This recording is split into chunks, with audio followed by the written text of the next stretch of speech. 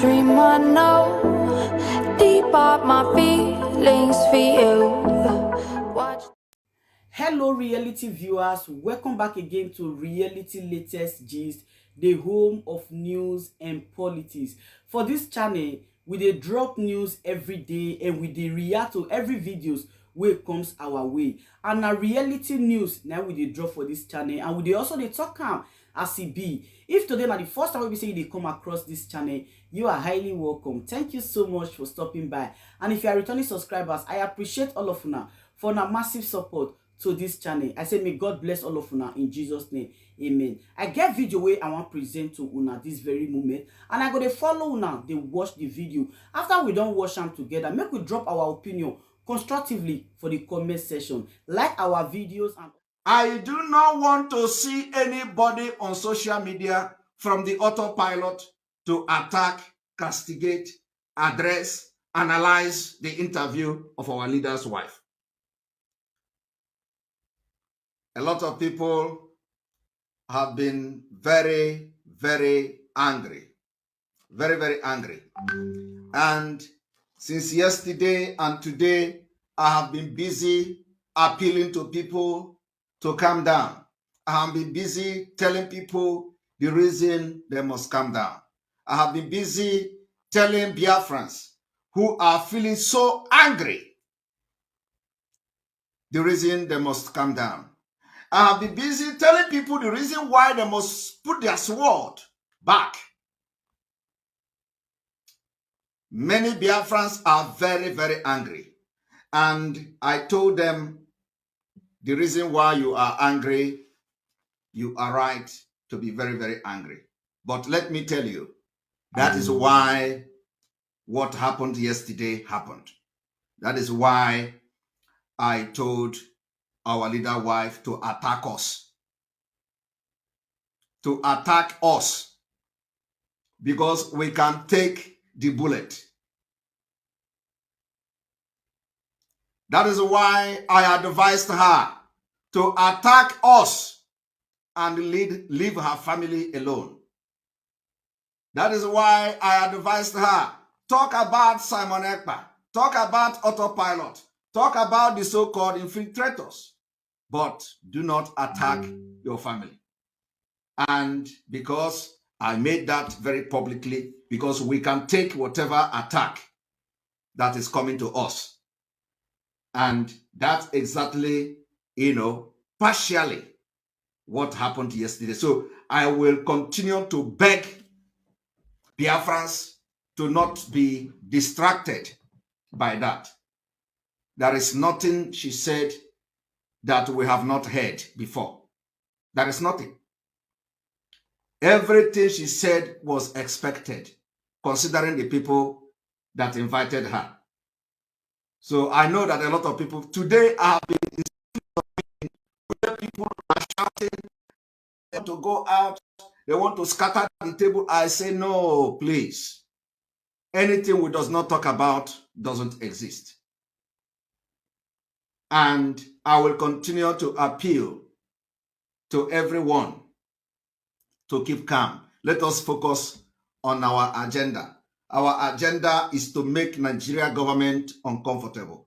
Our agenda is to make sure we make the kidnapping of Nnamdi Kanu as useless as possible. Our agenda is to make the kidnapping of Nnamdi Kanu a very useless approach. Our action will speak louder. Our focus, our agenda, and the only thing we want to do is to make sure that the kidnapping of Nnamdi Kanu will be as useless as possible to the people that kidnapped him. That is our target. A lot of people raised very good concern. They said, if our leader's wife will come to say that he is better than some of us outside here, why are we fighting? Why then are we fighting? If our leader wife should come and say the condition of our leader, who have not changed his cloth, who have not eaten, who were not sleeping with pillow, and upon that, the complaint coming and complaints coming from every quarter that our wife will come and say he is in a better condition, he is very good, he is better than those outside, then what are we fighting for? What message is she sending to the United Nations? If the United Nations could come and say, you have breached the right of Nnamdi Kanu and you must immediately release him and compensate him for the infringement and the abuse of his human right, and our wife come to say he is doing very fine, better than us that are calling on the United Nations, what do we then do? I have been fighting internally, telling people, please do not go outside. Do not do it. If we are protesting on the street of Europe that Nnamdi Kanu was kidnapped in Kenya, only for our wife to come to say that he is in a better situation than us, what do you call that?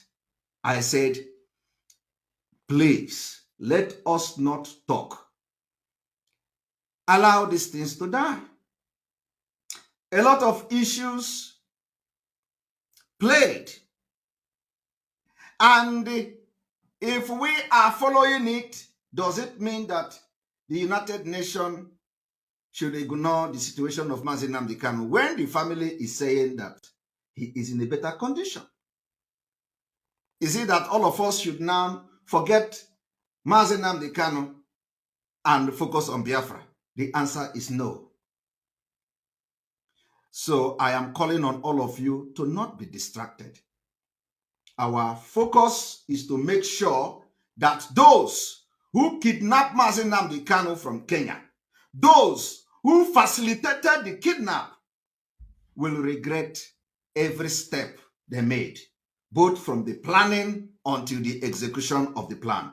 Our objective now is to make sure that the kidnap of Nnamdi Kanu become useless. And we are going to tell them that in the absence of Nnamdi Kanu, we, the Biafra people, have become, ruthless in our agitation. We have become ruthless in our liberation.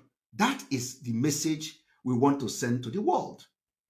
So I appeal to every autopiloted IPOB all over the world, again, for the second time today, that disregard everything. Allow it to die natural death. What we do not talk about does not exist. And what I am saying today, you know that I am making a lot of sense. Because if the wife of our leader can tell you that Nnamdi Kanu is enjoying, it is the message, the same message that have been coming from these criminals. Each time they open their mouth, it is the message. He is enjoying, he is watching TV, he is watching, they are bringing good food for him and all that. We don't want to hear that. We do not want to hear how good Nnamdi Kanu is doing. We want to hear how terrible his situation is. We want to hear how bad it is, because that is the only thing, only message that pierces the heart of Biafrans and propel them to rise up. We don't want to hear any calm message. We don't want to hear message that our leader. Nobody can be in the DSS incarceration and be doing well. And if you listen, you will understand also that even our wife said she can go to CNN, she can go to BBC, but she don't want to do that. She want to come to this Radio Biafra while everybody is praying for BBC to carry Nnamdi Kanu's news, while everybody is praying for CNN to carry Nnamdi Kanu's news. They brought her to say she don't want to go to CNN, she don't want to go to BBC. She could have done that, but she's coming to BBC. So I am begging everybody, including those that I have meeting with today, please, please, I beg you all in the name of God, let us focus. I do not want to see anybody on social media from the autopilot to attack, castigate, address, analyze the interview of our leader's wife. Please, I beg you.